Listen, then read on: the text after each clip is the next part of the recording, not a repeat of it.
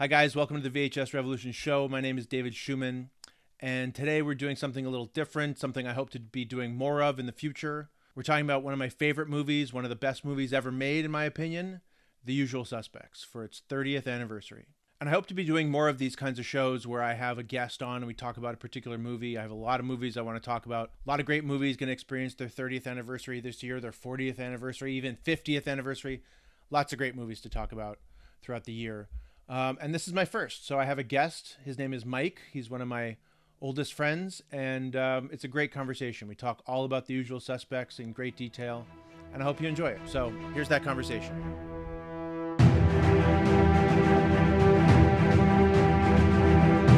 Okay, so we're here. My first podcast, really my first podcast interview. And my guest today is Mike Klemak. Hi, Mike. Hello. Mike and I have known each other for, I was thinking, almost 25 years, right? Yeah, 26, actually. Yeah. Do you remember when we first met? Because I don't. I was trying to think. I just kind of have known you, but I don't remember. I was just always there. Yeah. We met my first day of first year theater school when you were walking around with a video camera getting shots of people on the first day, and you just showed up because you were going to everyone, and there was suddenly a video camera in my face, and I was like, what is this? And I mean, I was 18 years old, fresh out of high school, and didn't know what to expect, and then suddenly there's like a documentary filmmaker in my face. It was wild. Well, we so people listening and watching have a context. We met at the University of Victoria in Victoria, British Columbia, in Canada. Mm-hmm.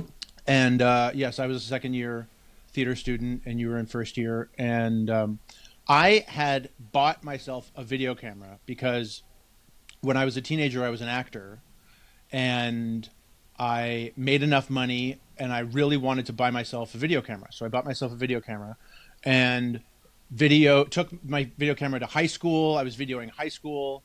I have tons of footage still of all my friends in high school from like 1995, 96. And then that just carried over when I lived with Jeff and Nathan. I videoed a lot, especially the three of us like playing video games and hanging out. And then I would bring the camera, like you said, to the Phoenix. I would video I bring it around during all the parties, which you're right, was kind of crazy. And people were not used to that at the time, but I still have all these hours and hours of great footage from 25, almost 30 years ago. It's really interesting to see how culturally we shifted so quickly when now someone brings out their phone and, people are just used to the fact that there's a camera on them all the time. Social media is ever present. Yeah. But back then it was still kind of that weird thing where you didn't know how to act. Like people were like posing like it was a camera, and they're like, and you're like, no, you can move. This isn't a still. And they would get weird, or they would go over the top and be like extra crazy and want to do something weird. And it was so quickly that shifted away from just suddenly it was kind of a lot more natural to suddenly be recorded all the time. So getting into movies, what is your relationship to movies?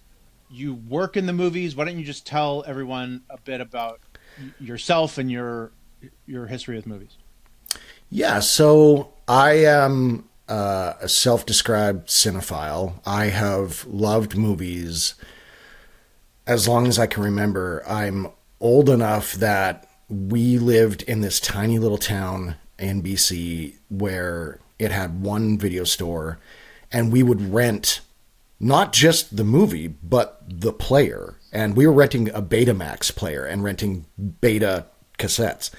And I remember this feeling, which I think it's really sad that people today, younger people today, won't ever know what this feeling is, but you'll know what I'm talking about. Yeah.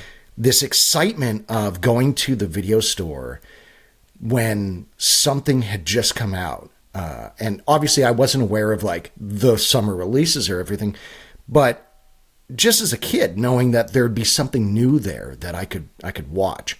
And so we would rent the Betamax player. We would rent. We each got to choose our movie, and that started to get me really excited about this medium. And I watched like Star Wars on Betamax, and the classics of the late 70s, early 80s, stuff that I was way too young to watch. And then my dad would bring me to the movie theater, which is the next town over. And then that became even more exciting and even more special because we didn't have a theater in our town. So you literally had to drive 20 minutes away to see a movie in the theater. And I think it's because of that. I think it's because there was a whole procession to get there, and you had to make the plans, and you had to it couldn't just be like a thing where you're like, yeah, let's go to the movies, and you get in your car and you go. It's like you had to plan it out. And I think because of that, film became very special to me. It became very coveted. All of that love that had grown in my youth continued through my teenage years, and I've always loved just going to movie theaters, and I've always loved the escapism and the catharsis of movies, and the fact that I am now lucky enough to work in movies because I've written scripts, and I also work in set deck now. It's like a dream come true that like I'm doing the thing that I've always thought was outside of myself, but now I'm a part of it. Yeah. Well, let's talk about The Usual Suspects. The whole reason that we're talking about The Usual Suspects today is because in August it will be the 30th anniversary of the film. So I got my Usual Suspects t-shirt. It's rare that I actually have a t-shirt that matches the movie that I'm talking about, but I decided to pull it out for I have my occasion. Dufresne and Redding t-shirt, so it's not Usual Suspects, but it's a movie shirt. Okay. What is the reference to Dufresne and Redding? I feel like Shawshank Redemption. Oh, God. So it's Dufresne and Redding fishing charters, and it says Zihuatanejo, Mexico at the bottom. I should have known that. I should have known that. Yeah. That's amazing. You should have known that. Yeah, I love that. How dare you? I mean, it looks like just like a t-shirt for a boating company or something. Yeah. Yeah, that's why I love it. Yeah, that's great. That's a good choice. Yeah. Okay, so I wanted to show you some things. So I have all my Usual Suspects swag. I have my DVD with the slip case. Nice. And was that a special edition one, like a Criterion or something? It is a special edition. It has 2 commentaries, lots of featurettes and things. I also, let's go back further, have the CD soundtrack autographed by composer John Ottman. Wow. I had forgotten that I had gotten it signed by him. There was this store in Burbank that used to do soundtrack signings. They would line up all these composers at tables, and people just come in with their soundtracks and they would sign them. So that's pretty cool. Amazing. Yeah. Let's go back even further to the cassette soundtrack. Oh my gosh. Yes. Wow. Yes. I still have my cassette of The Usual Suspects. And there it is. Everything's still very pretty, and that's a deep cut. Yeah. Yeah. And of course, being VHS Revolution, I have the VHS. Nice. Yeah. Everything's good. So I got it all. The only thing I don't have is the action figures. So, yeah. So on the special edition DVD, because I had the DVD in university and wore that thing out. I told you as we were discussing doing this that my roommate and I would watch it over and over again with director commentary. So on the special edition, you said there are 2 commentaries. Who's the other commentary? John Ottman. Oh, wow. Yeah. I would love to listen to that. Yeah.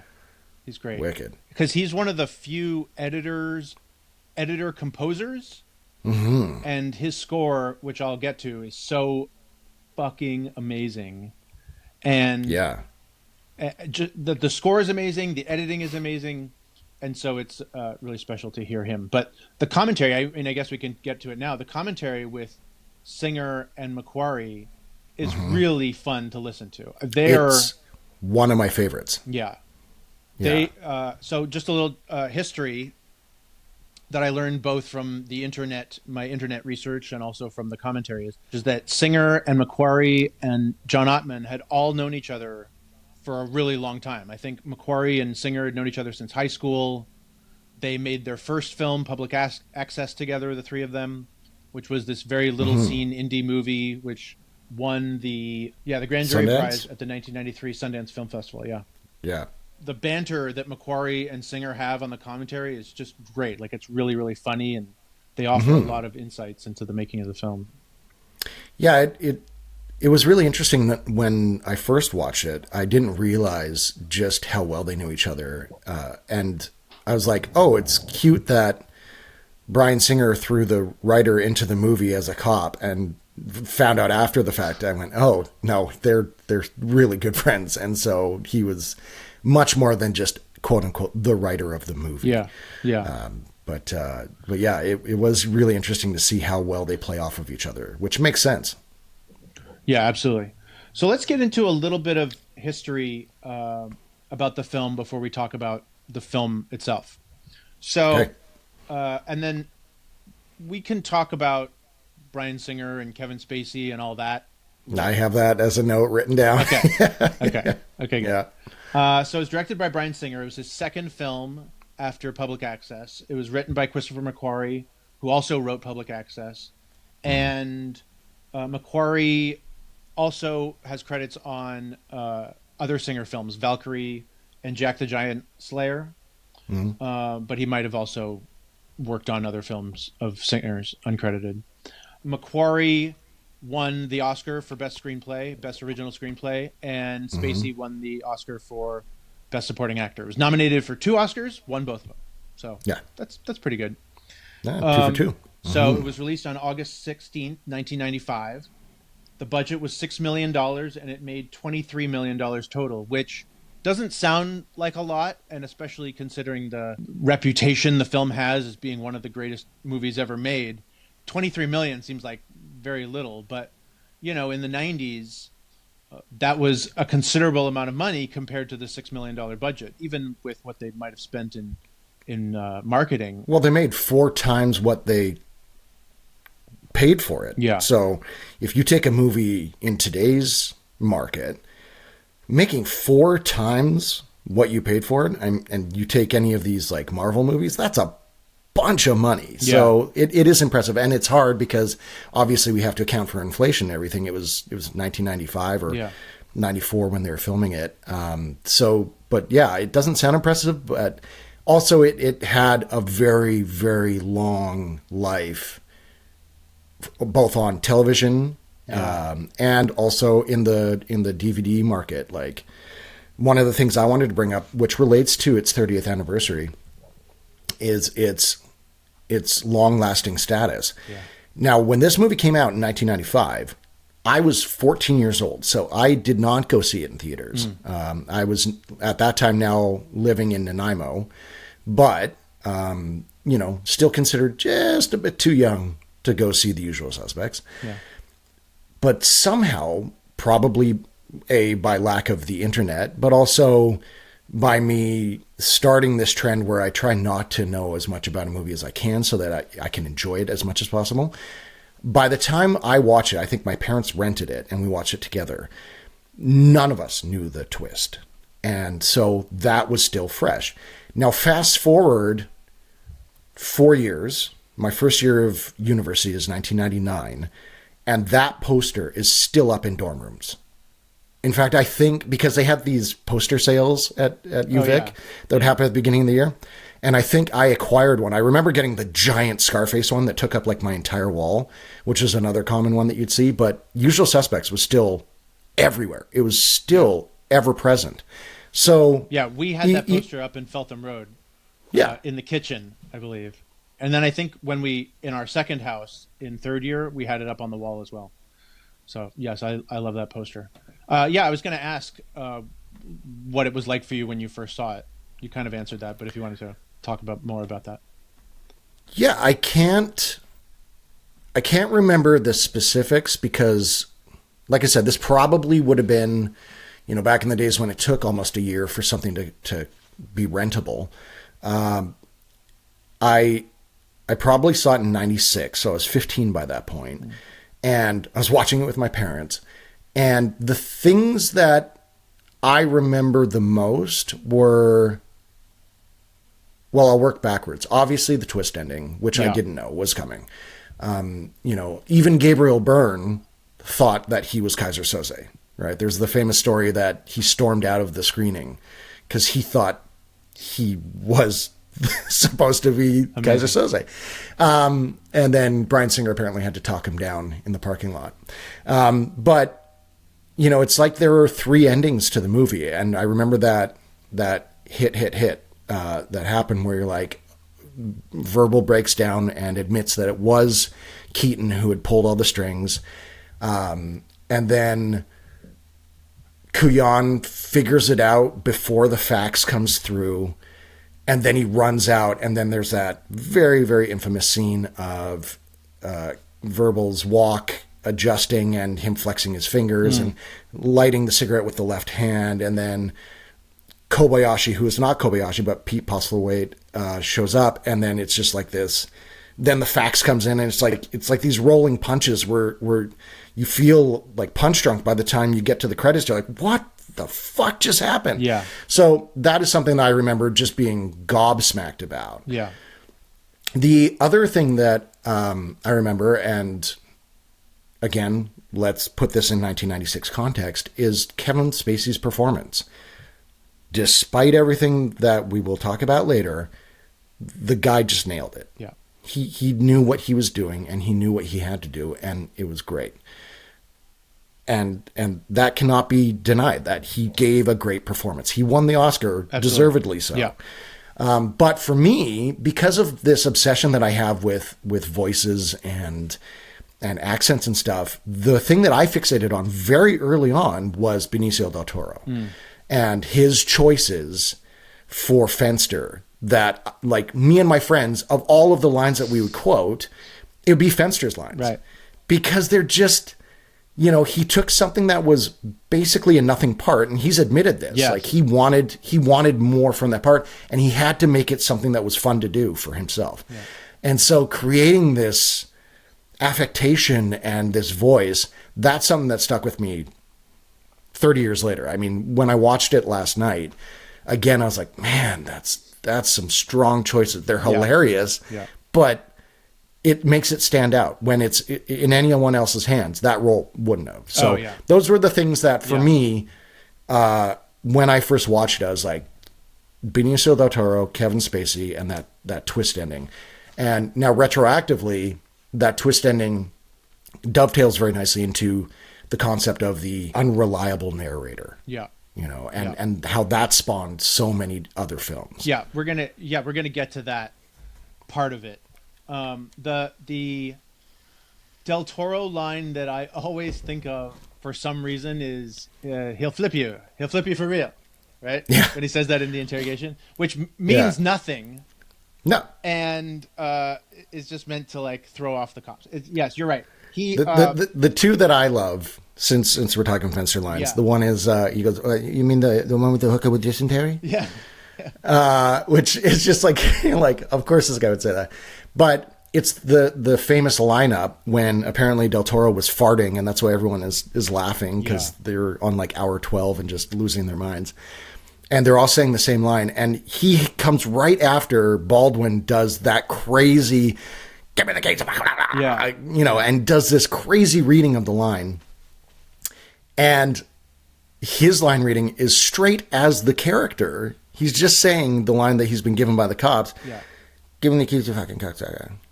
In English, please. Give me the keys to fucking cocksucker. What the fuck? Yeah. And he does that, and you're like, that is so good.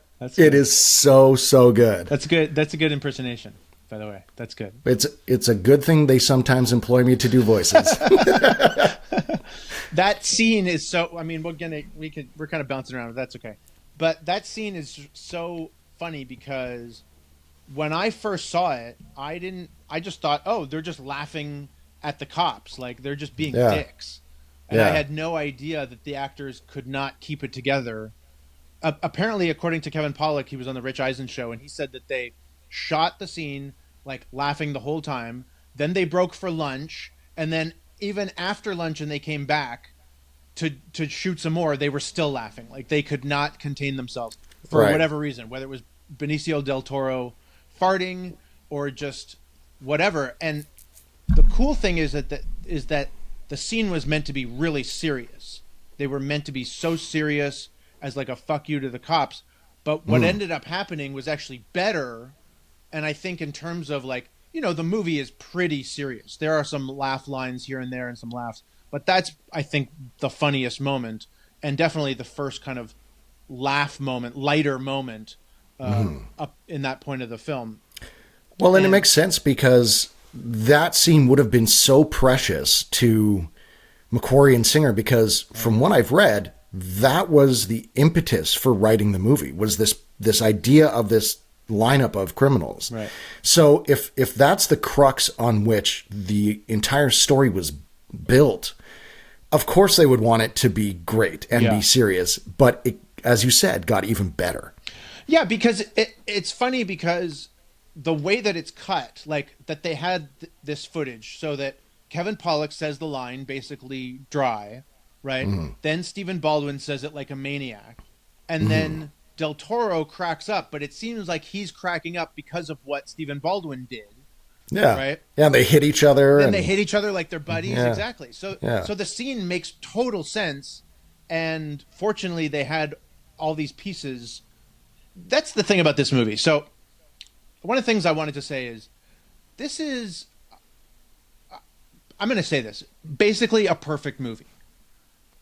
Every choice, every edit, every performance, every line, every shot, the mood and the tone, the score, like everything about this movie is just so perfect. And it's the reason why I could watch it every day and not get bored of it. And I was thinking about, like, I have some of my favorite scenes and we can talk about like our favorite scenes and moments. But the movie, like, it's kind of like a movement in a way, like an orchestral movement. There's not so many, there are scenes, but the scenes kind of transition into other scenes very seamlessly, and then back to the scene with Kuyan and Verbal, and then into another flashback, and we're just kind of always moving around, and the score takes us through so beautifully that, I mean, I watched it on Tuesday, I watched it with the commentary on Wednesday, then with the other commentary on Wednesday, then I probably had it again, and I just never get sick of it because there's just so many great parts to it. And I'm glad that you mentioned that, because one of the notes that I had is that it's very strange because, and literally I have written right here, continuous movement. Yeah.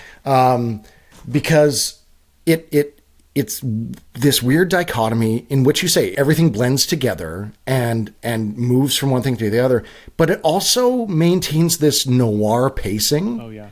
So when I was watching it, one of the things I thought was like, this moves slower than movies are paced today. You know, the way in which like you watch a 70s movie and you're like, oh my God, this is like watching paint dry. But the difference is that this movie moves slower, but because of the flow of it, everything is kinetic still. The fact that it is always progressing the story and always moving forward doesn't make it feel like it's moving any slower than a drama from today. And so that, I think, is kind of a part of the secret sauce of this movie, is that they can still maintain that noir feel, which is supported very much by Ottman's score, but you never feel like you're getting bored or tired or shifting in your seat or moving around. You're locked in. Locked in. Absolutely locked in. Yes. And Ottman says in the commentary, which you might want to listen to after this, but he says that he likes to never use the same take twice. So in all these scenes throughout the movie, he's using different takes. Like every time Kuyan, then we cut to Verbal, and then back to Kuyan for another take, and then to Verbal for another take. And so he's using the movie. He's really using the footage. And also visually, for this being Singer's second film, like, it's amazing.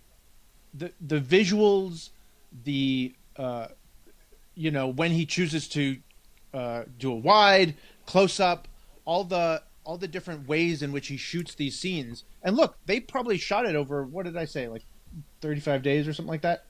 I think that's what they say on the commentary. Like they didn't have a lot of time; they had to move fast, and that he was able to get all these little pieces, even just something as simple as seeing Verbal sitting in the room looking at the bulletin board. You know, something simple and still like that, but that tells us so much about the character and where we're going in the film is just great. And there's something I learned from the commentary which I never picked up on, which is, and this is after seeing the movie like 50 times, probably more, right? Which Right. is, so when Kuyan is sitting above Verbal and he's drinking the coffee and the camera like pushes in on Spacey and he's looking up, I always just thought he was giving him like a kind of Oh. a mischievous look. Yeah, Right? yeah. I never picked up on that he was actually looking at the name Kobayashi on the bottom He's reading Kobayashi, of the coffee cup. Yeah, to speak to the specificity of Singer's direction, Yeah. one of the things I learned in trying to prepare for this that I had never noticed was the shot near the end of the movie where Verbal's getting to the end of telling the whole story.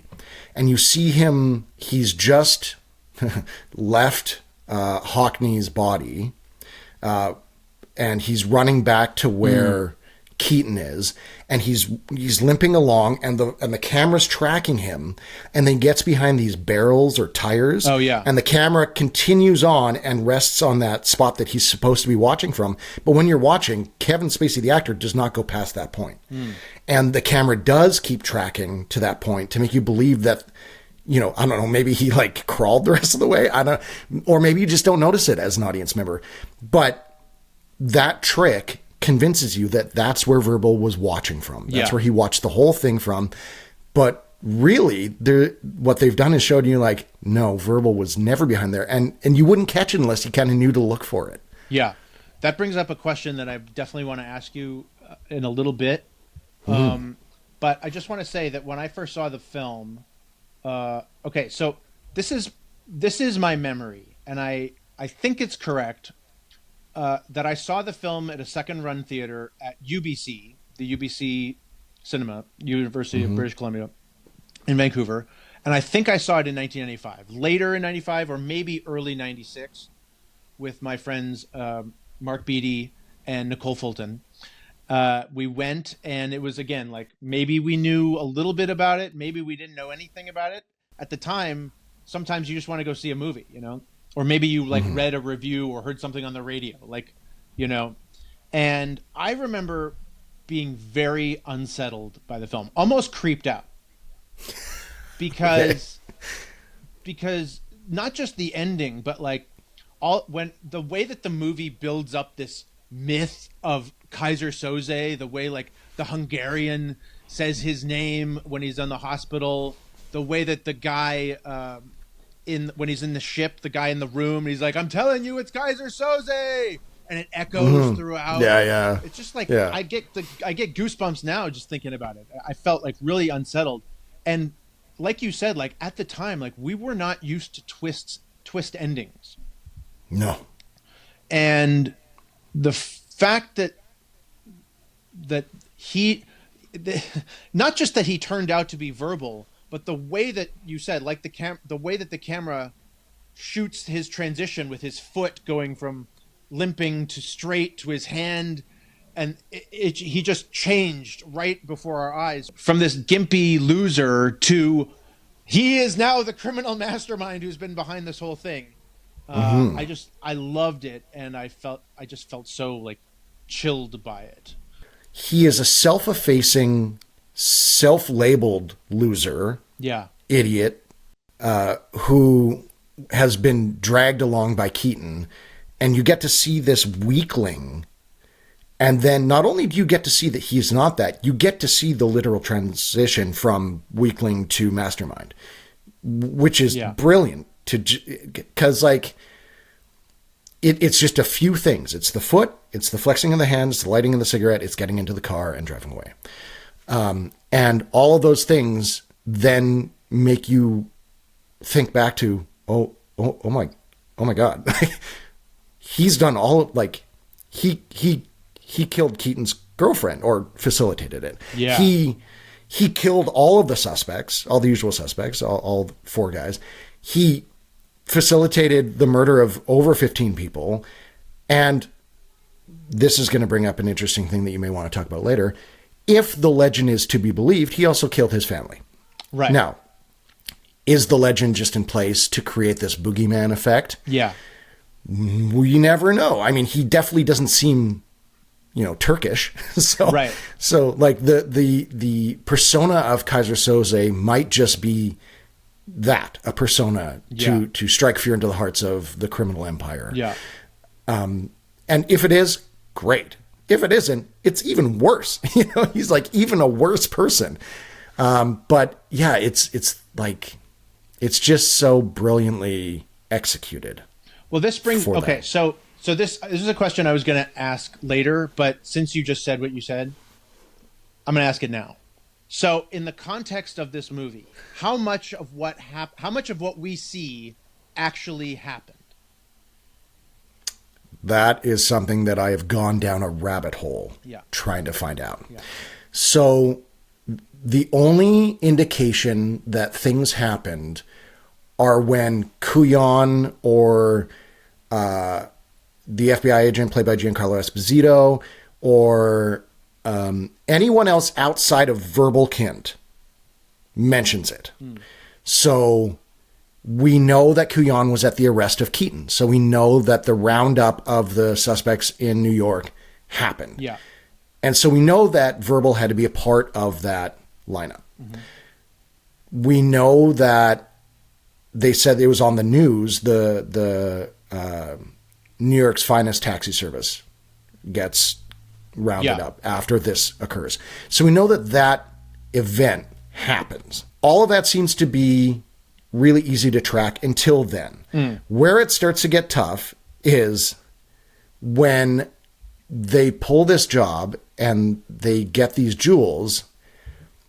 Verbal says McManus's contact in LA is Redfoot. Mm-hmm. But as we see at the end of the movie, Redfoot is the name he pulls out from the corkboard. Yeah. So the question then becomes was there a contact? And is Verbal just fudging the numbers? Is he padding his story just with names so that they can't track him? Yeah. But that's never revealed. So we don't know if Redfoot is a fake name or if that didn't happen. But there are some things that then become the question of, well, then how did Verbal, acting as Verbal and Kaiser Soze, convince them if Redfoot didn't give them Kobayashi's name? How did he get all four of them to do the boat thing? What story did he have to spin in order for that to happen? Now, again, Pete Postlethwaite could have pretended to be a lawyer who has a different name. And again, Verbal's just padding his story so that there's no way to trace it back. Yeah. And that Kobayashi is no one. But Pete Postlethwaite's character could have still facilitated it and still made those threats to Keaton's girlfriend and their families in order to urge them into pulling this one last job. But from what I've been able to research, it's really hard to know which way that leans. How much of the story is fabricated? Obviously, there's a ship full of dead people and no cocaine and all the rest of it. And obviously, those other things I mentioned happen. But then the connecting dots become fuzzy. Yeah. So it makes one of two stories possible. It happens exactly like he says, but names have been changed, or he has spun the whole story for his own ends, and we will never know. Yeah, I like to read it like it all essentially happened, with the exception of one major thing, but he changed the names, he kind of like fudged some details, so you're right, to like throw them off the scent. But I like to watch the movie thinking that that they actually met with Redfoot and that he actually flicked a cigarette in Baldwin's eye and that all of these things happened. It's just that the embellishments is what Verbal adds. And also, again, to talk about this myth of Kaiser Soze, this whole story of like you said, him killing his whole family and everything, that was probably made up.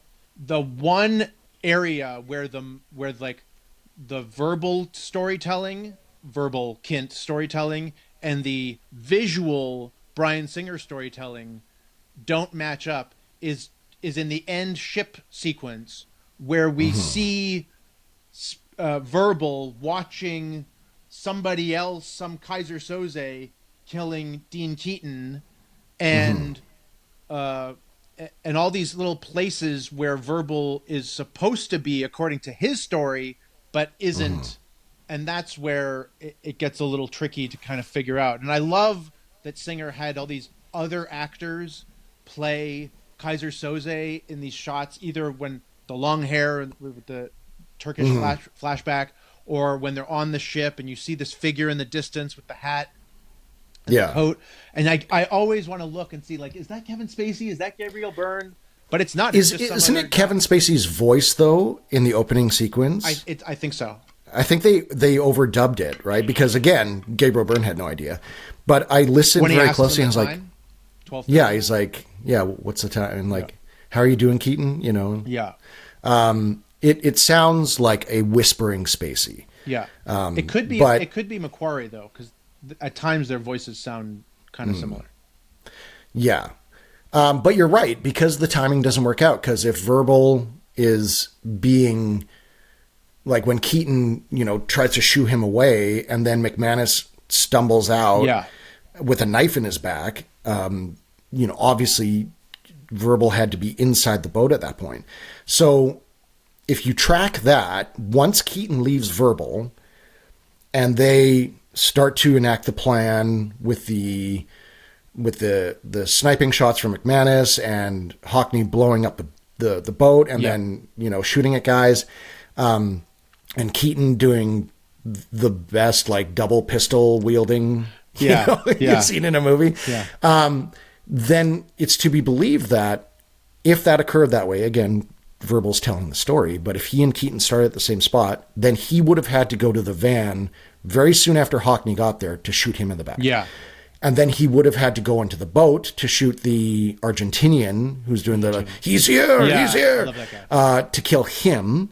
And then he would have to kill McManus, and then he'd have to get to the top of the boat to have the most accurate piss stream to put out the fire line, and then finally end Keaton.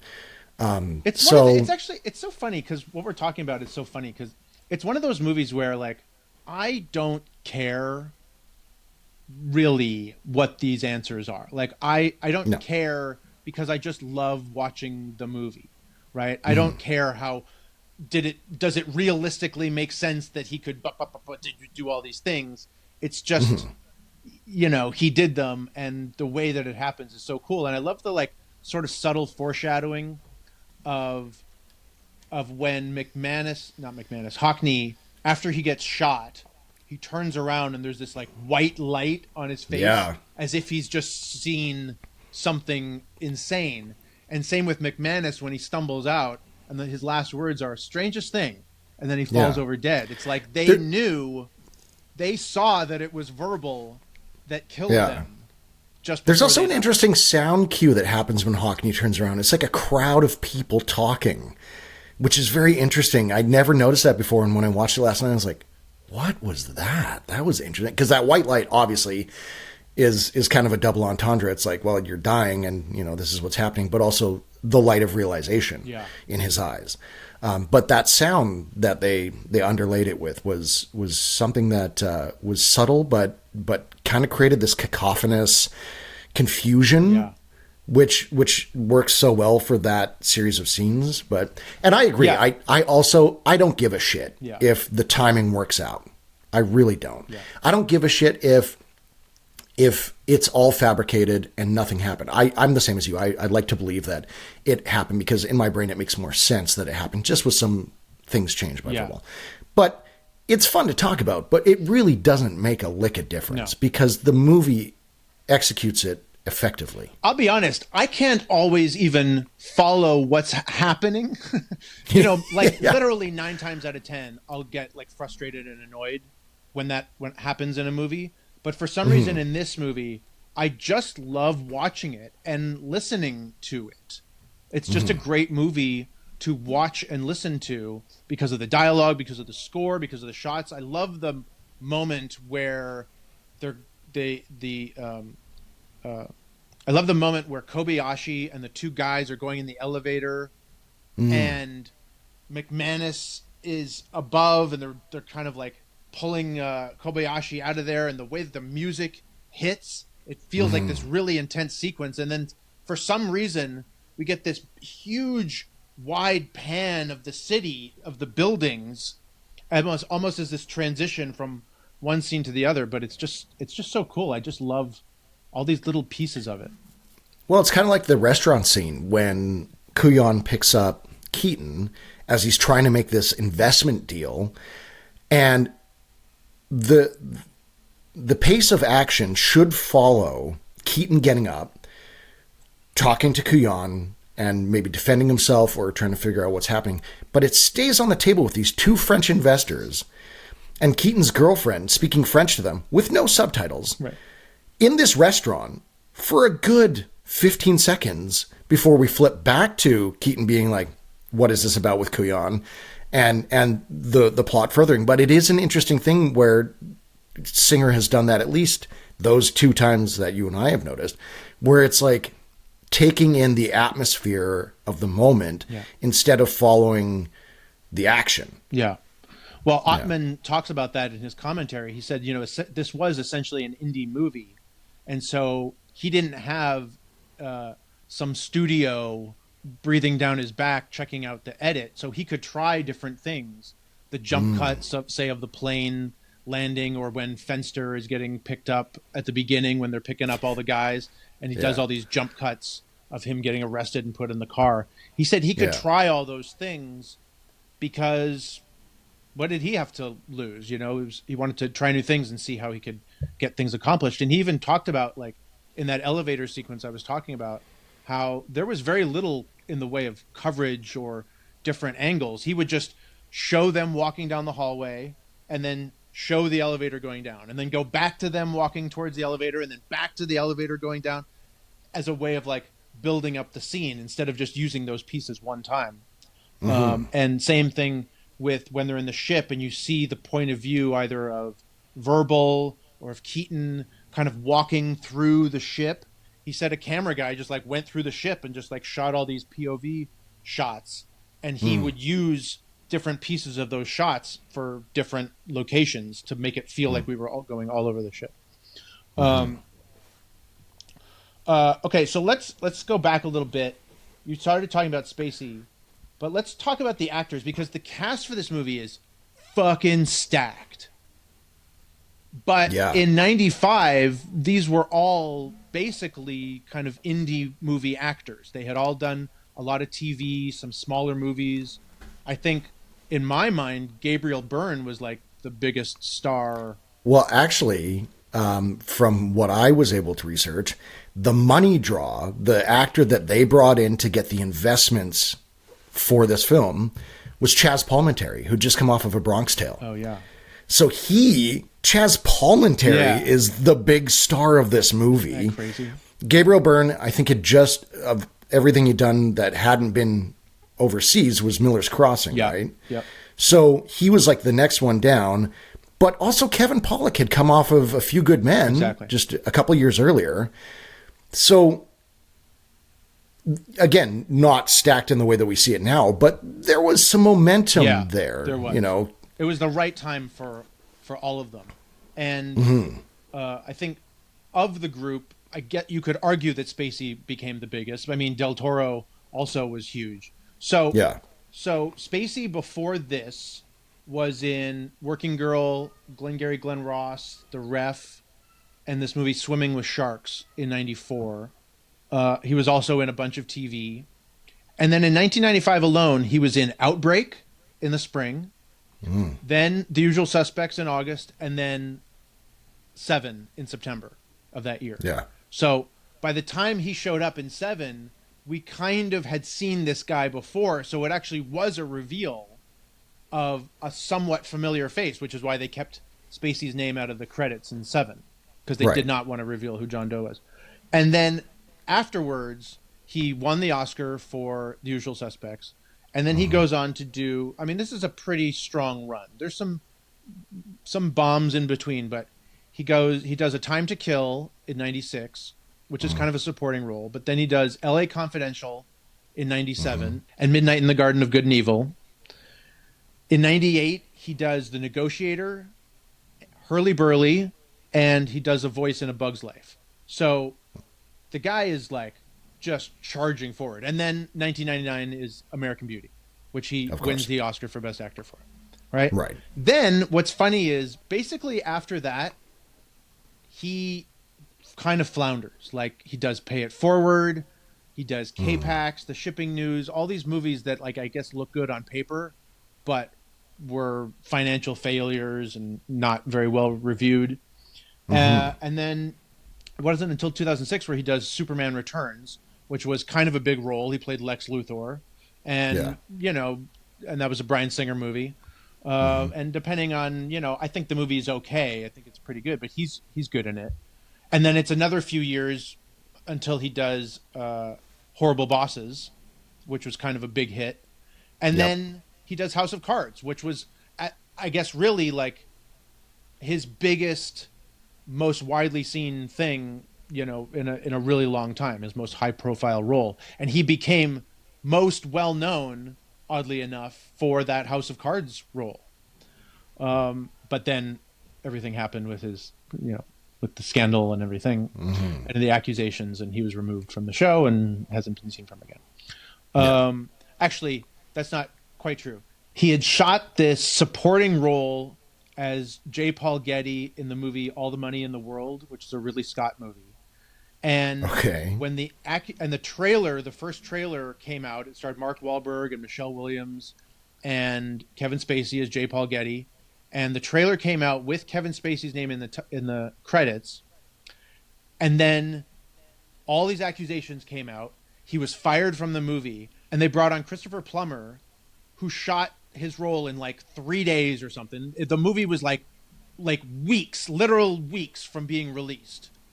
And Christopher Plummer basically filled in for Kevin Spacey. They had to reshoot all those scenes, and the movie was released with Christopher Plummer in the role. And Christopher Plummer ended up getting an Oscar nomination for that role, which is insane. And that was the last big thing that Kevin Spacey did, which he was erased from the movie. Interestingly enough, the movie that I first saw Kevin Spacey in is this little-known movie that I loved as a kid, which was See No Evil, Hear No Evil. And it's starring Gene Wilder and Richard Pryor. One of them is blind and one of them is deaf, and they, quote-unquote, witness a murder. And Kevin Spacey, with this terrible mustache, is one of the bad guys in it. He's one of the villains. And so he was weirdly kind of on my radar early on. Yeah. But I find it interesting you listing his run there, because honestly, after American Beauty, it seems like even though he was still acting, I would be hard pressed to just tell you what he had done post 99. Yeah. Which is strange to think about. Totally. Because he did a lot in the 20 years following. And he was considered one of the biggest actor/movie stars that we had, in North America. But it's really interesting how the pre-American Beauty run is filled with all these great movies, and even really I don't think The Negotiator is that great, but it's strong. It's a good watch. Yeah, and The Midnight in the Garden of Good and Evil was really weirdly received too, even though the performances that I remember, I've only seen it the one time, but I remember them being good. It just seemed like the movie was a little listless in knowing what it wanted to achieve. But I don't know. It's just strange to think that for some reason the 2000 to 2020 or 2017 run just goes under the radar. Yeah, it's just kind of forgettable. So yeah, like you said, Gabriel Byrne had done Miller's Crossing. He was also in Cool World, Point of No Return, Little Women. Oh, right. Cool World. And then after he had a little small role in Enemy of the State. He did this HBO show In Treatment, which ran for a few seasons, where he played a therapist. And he's still acting. He's going to be in Ballerina, the Ana de Armas John Wick movie that's coming out in a few months. Kevin Pollak was a comedian, like a stand-up comedian. He had also done lots of TV. He'd done bit parts in Ricochet, L.A. Story, Grumpy Old Men, and of course A Few Good Men, which he's great in. And then after Casino, That Thing You Do, The Whole Nine Yards, he had a long-running podcast that ended a few years ago called Kevin Pollak's Chat Show, which is really good. He had some really great interviews. And I think all those episodes are on YouTube.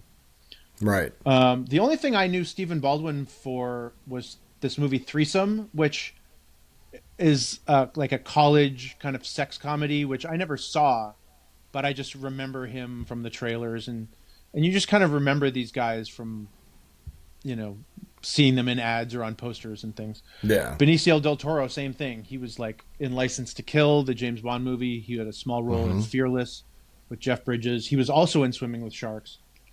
And then he was also in Pee-wee's Big Top Adventure, he was, I believe. Big Top Pee-wee. Big Top Pee-wee. Yeah. That's it. Yeah. Yeah. And then his career took off after this movie as well. He was in a ton of stuff, but notably Fear and Loathing in Las Vegas, Snatch, Traffic, which he won the Oscar for. He did Che, also for Steven Soderbergh, and another movie, No Sudden Move, a few years ago for Soderbergh. He was in 2 Sicario movies. And he's also been in the Star Wars movies, in Last Jedi, and in the MCU as well, in Guardians of the Galaxy and The Collector. And The Collector, yeah. So he's been around for a long time, just grinding it out with, occasionally great movies, great roles, and I could watch him anytime. I never get sick of him. He's so great. He's such a chameleon, and we see it in this movie. We see the choices that he made to espouse this character he'd created in his head. And we see him continue to do that for the next couple of years. I mean, his character of Dr. Gonzo in Fear and Loathing is, again, this like chameleonic transformation into whatever that was, which is in the same vein of creativity, but so different in tone and execution. And that's why he became one of my favorite actors to watch and to pay attention to. Also, I don't know if you mentioned this, Snatch. Snatch as well. It's so good. But again, he's doing an accent. He's doing a voice. He's doing a bit. He's doing a thing. But he does it in a way that doesn't feel forced or put on. Yeah. And I think that's why it works for him. And then as he's gotten older, he's kind of stepped away from that where, he's just kind of himself and still makes great choices, but he doesn't have to do a voice anymore. Yeah. He can just have his Benicio voice and run with that. Yeah, and apparently his voice as Fenster in this movie was so frustrating for the crew and the other actors. They didn't know what he was saying. In fact, when they're in the holding cell and they're all talking, they decided to add the line from Hockney. What did you say after he says, "Who sold the fucking truck?" Right? Yeah. And that wasn't in the script. It was only because he was doing this voice, and they thought, well, the audience wouldn't understand what the fuck he's saying. So we want to let the audience know that we also don't understand what the fuck he's saying. So that was a good touch. But he's smart. He's great. Chaz Palminteri, like you said, he had basically done other stuff, but most notably A Bronx Tale, which was based on a play that he wrote and starred in. I think it was a one-man play that was then turned into the film directed by Robert De Niro. And after A Bronx Tale, he was in a bunch of other thrillers, Jade and Diabolique, and he was the mob boss in Analyze This, and he just continued to work for years and years. I mean, he's still working, But also to speak to the casting of the supporting characters, they just found these actors who would go on to be these like character actors or supporting players in that same role for a very long time after this movie came out. Chaz Palminteri playing kind of the heavy, Yeah. Whether he's like the mob boss or he's the cop or something. Great. Dan Hedaya as the like overbearing cop who's kind of messy. He's played that role a million times. Yep. Giancarlo Esposito, I mean, that was very early on. Like he was so far away from Breaking Bad at that point. Yeah. But you can see since Breaking Bad and since his career has blown up a lot more, that very early on he had the chops to do that. So they cast him perfectly. Yeah. And all of the supporting players, Pete Postlethwaite, all of them were just so effectively used. Yeah. The guy who plays Redfoot, Peter Green. Peter Green, Yeah. who had just been in Pulp Fiction the year before, right? Yep. So That's right. So it's like the casting director / singer saw the opportunity to just put people in these roles where they were going to be the most effective. Totally. And one of the things I discovered in looking up all these actors' IMDb credits is that a lot of them had roles on the Miami Vice TV show. Oh my gosh. Yeah. Of course they did. Which is crazy. We've talked about a lot of things to do with this movie, but let's talk about some specific scenes that are our favorite scenes or moments from the film. Sure. So I'm going to start with the lineup, the police lineup. We've already talked about that. It's just great. It's just it's perfect. It is. I love the opening before that when they're rounding up the guys and the economy of each guy's little piece is so great. With Hockney, the way so it goes to McManus when they bust into his room and he's sleeping and he's Don't you guys ever sleep? Yeah. And then there's this amazing transition that sounds like a machine gun, but it's this shaking paint can in McManus's garage.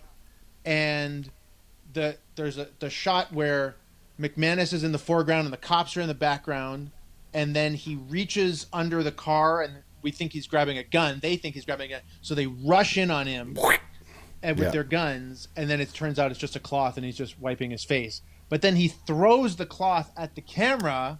Yeah. And then that transitions into Fenster, and that's when the music kicks into this amazing high gear. They use steel drums for that section, and that's where Ottman does this jump cutting of the cars pulling up on Fenster. Just that whole sequence, the way it's cut. And then it slows way down, like you said, for when Kuyan comes to pick up Keaton. And I love that whole sequence. I love the score and the way it's cut. It's just such a perfect intro for each of those guys and their styles. I think by your own admission, you've presented an impossible task. Because just in the way that you said that this movie is basically perfect. Yeah. For those same reasons, and for what I touched on earlier, it's like I could describe from minute 0 to the end of the movie, all of those scenes are so good. Like I had in my back pocket, Fenster being picked up, and then I'm like, no, the sequence of all of them being picked up is great. Every single scene is so good. It really is. It's just It so really good. is. Yeah. I don't know how to choose because whatever I choose today, I could watch it again and a different scene is going to be my favorite tomorrow. Yeah.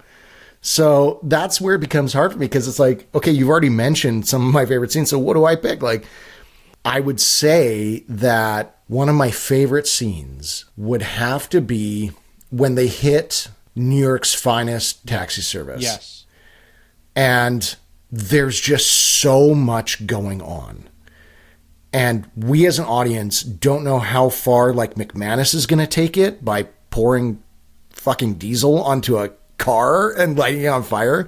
We don't know if Kint, it's such an iconic image of him sitting there with a cigarette through the pantyhose with like holding the rifle, in the way that his character would hold it because of his disability. Yeah. And we don't know if he's gonna McManus has just like destroyed the windshield. Is Kint now gonna fire into the cop car and kill them all? Because all of that is presented as Keaton. Keaton had the best way to get back at them. And you're like, well, what the fuck does that mean? What are they going to do to them? Yeah. And then you find out that it was done in the way that they had all these cops arrested because they were part of this ring of, you know, crooked cops and stuff. But like everything, you know, Fenster screaming at them and Hockney screaming at them and McManus is screaming at them and they're screaming at each other and there's all three vans there. And like, it's just so frenetic and full. And, but at the same time, you're totally clear who is where and geographically what's happening, that these cars have essentially surrounded this cop car and which character is in which position. It's frenetic, but it's also very clear. And also I was just thinking about this just from like a screenwriting perspective. Their characters are reflected in what they do, right? Not just what they say. So of course it's McManus who's on top smashing the windshield, because none of those other guys would do that. Keaton wouldn't do that, maybe Hockney, but McManus is the only one who's like the tough guy, like the, you know. And I love little bits like that, little bits of character. I also love the little moment when they come back to when Edie and Keaton are coming out of the police station and she's talking to him like, oh, we can fight this. And he's in his own world. He's like, I'm never going to get out of here. And the movie quiets and he just looks around and he sees all of the other guys across the street and they're all looking at him, right? Because they had just had this conversation in the holding cell. And they're basically waiting for him to like come on board. And it's just really counterpointed by Edie saying, I love you. And he's not answering her. He's looking at these guys, looking back at him. And she says it twice. She goes, I love you.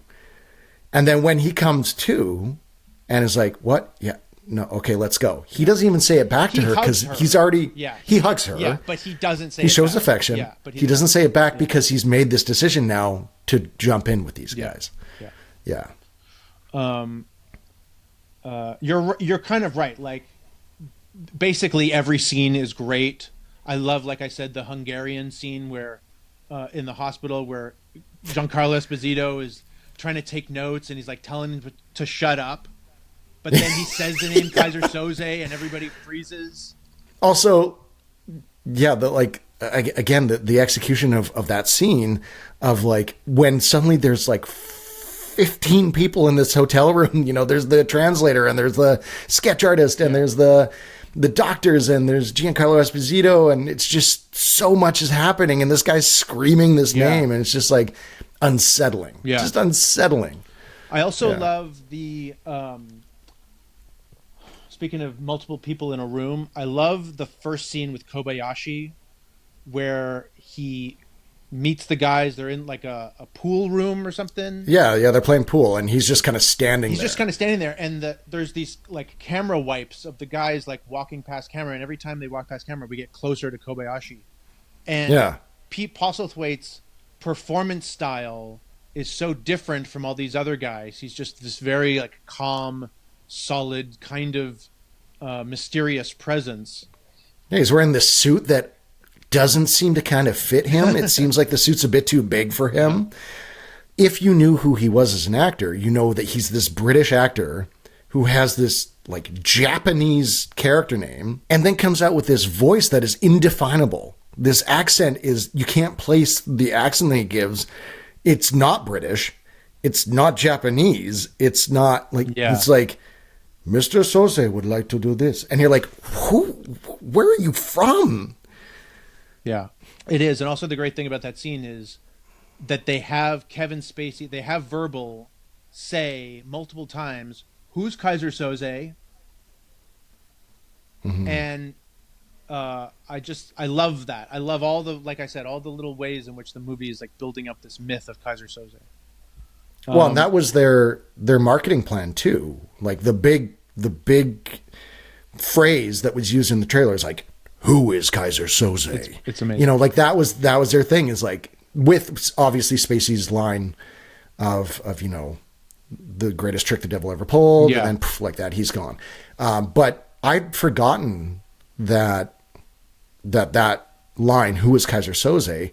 is spoken so much in the film, mostly by Spacey. Yeah. I also love the Redfoot scenes.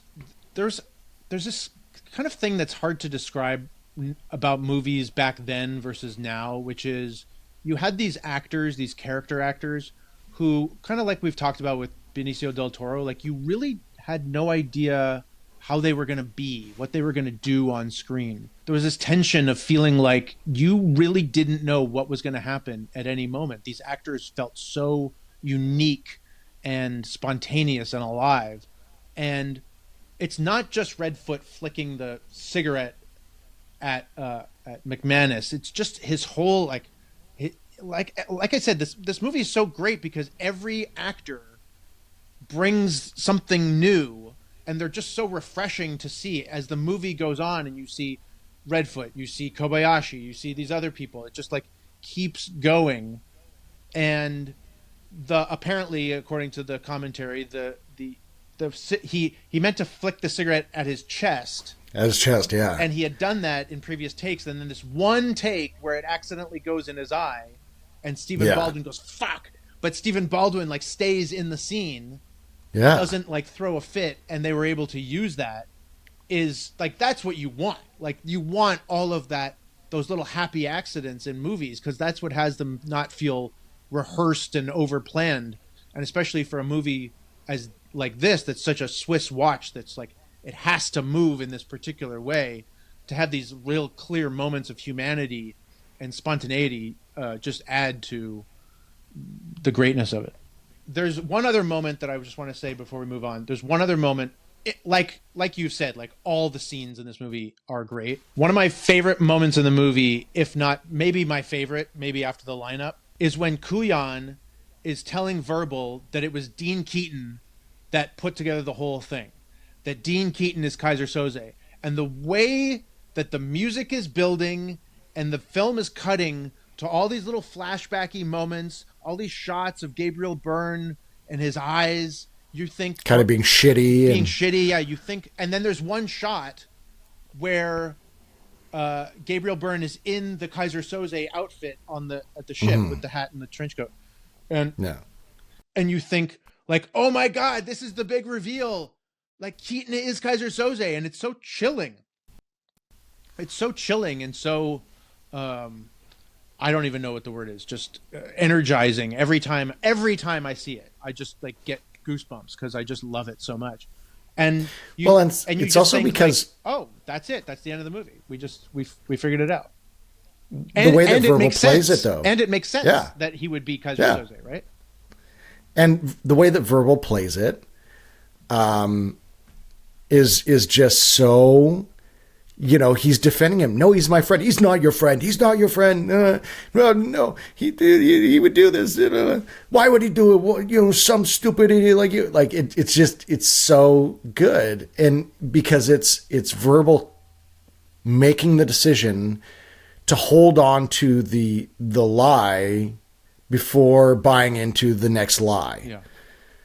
He's like, no. And he's playing that part. And then he's like, yes, Keaton did it. It's him.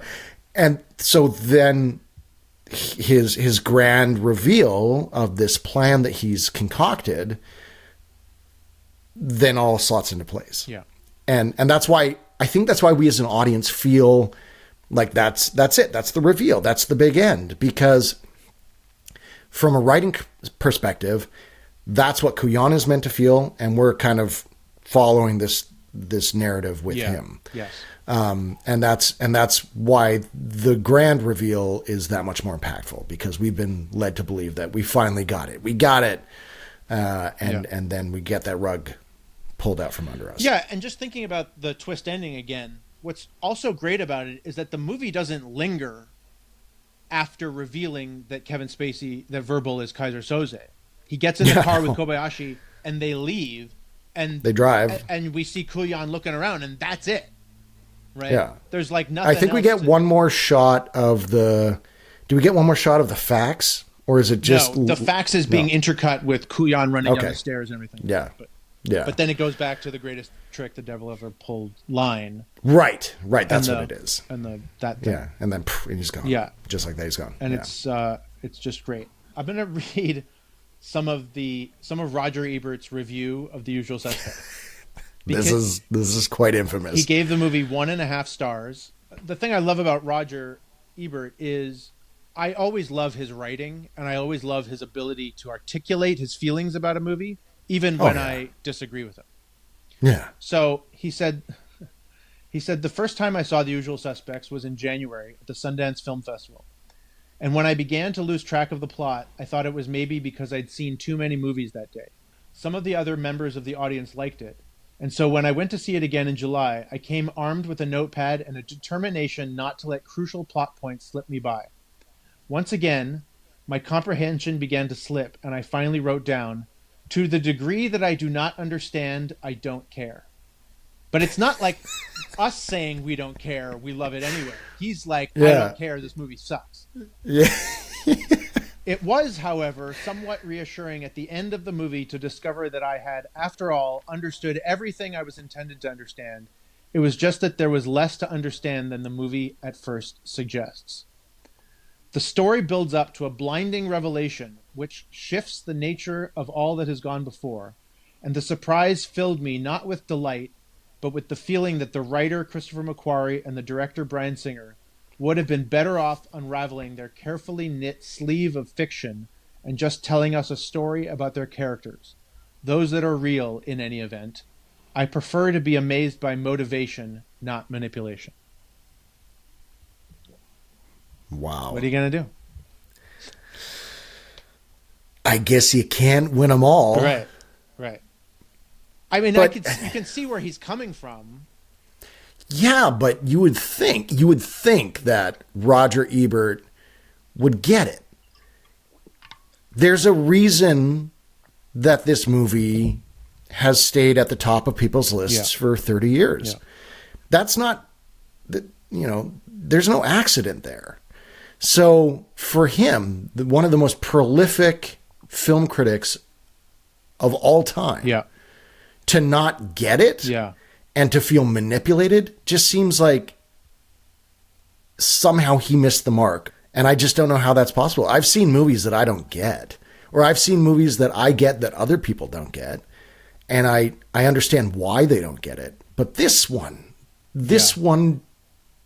I can't empathize with his perspective on it. It's very hard to put myself in his shoes to see what he saw or didn't see. Yeah, because he would give positive reviews to a lot of movies just on the basis of their energy or the craft of the filmmaking or the tricky nature of the screenplay. And it's not even like now in hindsight, The Usual Suspects is one of the best puzzle box movies ever. It was known then, and yet he just didn't see it. And, he didn't like Die Hard, the original Die Hard. Siskel didn't like Silence of the Lambs. There are many movies that are considered classics that they didn't like for whatever reason. And, I love them, so I always respect their opinion, but yeah, it's stupid. Do you feel like knowing these accusations against Bryan Singer and Kevin Spacey, does that hinder your ability to enjoy this movie or other movies that they've made, like LA Confidential or the X-Men movies that Singer directed?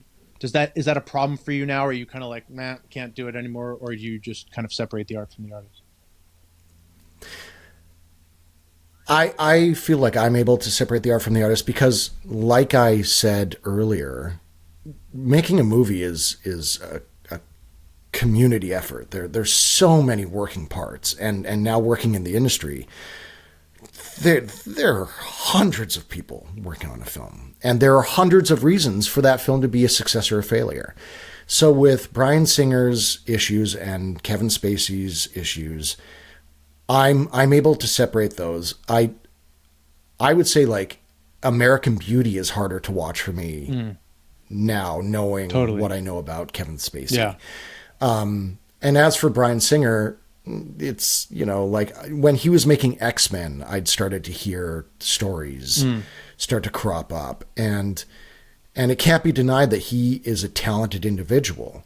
And again, I did a bit of a deep dive trying to figure out like the validity of the accusations against Singer, and it's still very much this far along a pretty gray muddled area of a bunch of accusations, but whether they're unfounded and it's a whole quagmire of an issue that it'd be very hard to get into. So this film for me, because of my experience with it, because of my memories with it, because of watching it, you know, sitting on the living room floor in university, like, you know, having a beer and like listening to the director's writer's commentary, and then everything that came afterwards, everything that it inspired, makes it easy for me to still love this movie. And when I watched it last night, I hadn't seen it probably in 5 years. It had been a while. And I just, cause I got busy, and watching it was like, it was like no time had passed. I was right back in university. I was right there enjoying every step of the way. I loved trying to find new things that maybe I hadn't noticed before, and picking apart things that, you know, tickled my brain in the moment. And that's what watching movies is about. It's about the experience of the moment and the discovery of the story that these people want you to see. And the fact that my brain didn't go there during the hour and 37 minutes or 47 minutes means that it hasn't been painted with that brush. Yeah. Yeah. I'm pretty much in agreement. LA Confidential is one of my all-time favorite movies, and yeah, love that movie. And Spacey is brilliant in it. I kind of agree with you about American Beauty, although I've never really liked American Beauty. But it has some good things in it. He's good in it. But yeah, you know, the earlier stuff, it's like you can't take away how great he is in Seven and LA Confidential and Usual Suspects. Like those three movies, those are fucking undeniable classics that you just can't mess with. And as far as they're a staple of the 90s. Yeah, you know, on some level, like I kind of hate them for robbing us of their talent.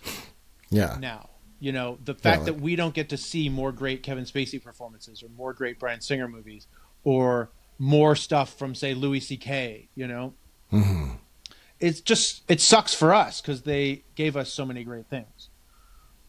Yeah. And I know that there's this image of the tortured artist, like, you know, I don't want to get into, you know, like the deaths or suicides or the drug overdoses of these talented people, but we have been robbed of talent for a multitude of reasons. And it always sucks, whether it's cancer or, you know, a mixture of sleeping pills or, you know, all of these things. It feels that it's the same type of loss. And there's this other element of like, you also brought it on yourself by being shitty. You know, like if someone had just, like Heath Ledger, like by all accounts, his intention wasn't for that to occur. Right. So that's a tragic accident. And it sucks because he was at the top of his game. Totally.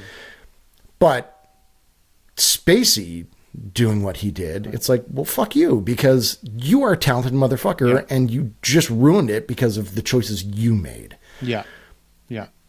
And that's tough. Yeah, I mean, to swallow. You could even something as recent as Will Smith. I feel like with some of these people, their egos get so inflated. They get told they're so great by so many people for so long that they feel like maybe they're kind of invincible, you know, and they can get away with these shitty things, these bad behaviors, and that it won't impact them.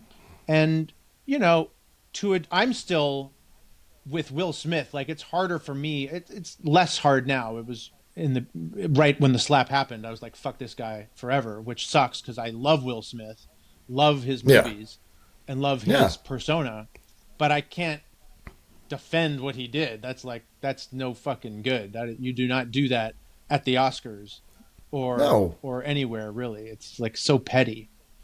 And it kind of sucks because like I haven't seen the other two Bad Boys movies, the most recent two, and it's kind of hard for me to watch him now because for all the reasons that we've kind of talked about. I just feel like he should have known better. He should have known better. He should have been able to fucking rein it in and control his anger at the fucking Oscars. Will, Jesus. The difference is what Will Smith did, we saw. Yeah, that's true. There was no denying it. There's no he said, she said. You know, we don't know which source to trust because there's so much information coming at us from so many different places on the internet. Millions of people saw it. Mm-hmm. And I had the same reaction that you did. I was like, fuck you. Yeah. You don't do that. There's so, like, you have a daughter. Yeah. I have kids. It's like preschool logic. You do not solve your problems with violence. Yeah. You don't hit, you don't bite, you don't slap. Right. This is shit that I'm telling my 4-year-old son, for fuck's sake. Yeah. And Will Smith gets up in a huff and slaps Chris Rock across the face. And then screams at him from his seat. Yes. Yeah. Anyway. Oh, my goodness. Let's bring it back to The Usual Suspects. Yes. Any final thoughts for you on this movie? My final thought for this movie is, despite coming out in 1995 and being 30 years old, watching it in 2025 last night, it's quite timeless. For me, that means that the story is paramount and the performances are unflappable and solid. And the whole thing together, the whole package, can now exist out of time, just almost like a classical piece of music or a classical piece of art. Not that I want to necessarily compare this to, like, you know, the Mona Lisa or something that Bach wrote, but in our modern time, for something that is a generation old to still feel accessible and poignant is amazing to me. Absolutely. And as you were speaking about that, which is I 100% agree with, I was thinking there's really nothing other than the facts that would be different if you made this movie today. Maybe the picture would be sent to somebody's phone or emailed to their computer, but it would be the same kind of visual reveal. So there's nothing in this movie that's dependent on the technology of the time or the technology of today. So I completely agree. It is totally timeless. You could show this. Mm-hmm. You could show this movie to somebody, to like a young kid. I could show this to my daughter, and tell her it was made last year, and she probably wouldn't even bat an eye. You know, probably wouldn't even think twice about it. She might ask you what a fax machine is, but you know, yeah. My final thought, to go back to what we've said before, is there are very few movies that feel like these orchestral movements. And like an orchestral movement, it has really high, big moments and low, quiet moments. But it keeps moving. And it's one of those movies that, like, you could put it on, or you could happen upon it on TV and just watch it from wherever it's at and not be bored. It's everything about it is so entertaining. And so, you can drop in any moment, and so captivating too. And the fact that we got Bryan Singer, Christopher McQuarrie, Gabriel Byrne, Dan Hedaya, Susie Amos, Giancarlo Esposito, Benicio del Toro, Stephen Baldwin, Kevin Pollak, John Ottman, all these people at this time delivering this thing, Pete Postlethwaite, is kind of a miracle. You know, it really is. As you and I both know, you being behind the scenes and me doing what I do, I also made a short film. the process, anything could go wrong at any time Yeah. and totally derail the film. And Yeah. it's always yeah. yeah. They caught lightning in a bottle. Yeah. They like it was so many little things could not have lined up, and they did. You know, actually, speaking of my short film, I showed a friend of ours my short film Blind Date, who hadn't seen it, and my ending of Blind Date was inspired by the ending of The Usual Suspects, where Of course it was. A character that you thought of was just not related to the story shows up and at the end, and they're actually in cahoots with the main character who turned out to be the villain. That was like my little nod to The Usual Suspects. Yeah. You had your own little Kobayashi nod. Yeah, it's good. Yeah.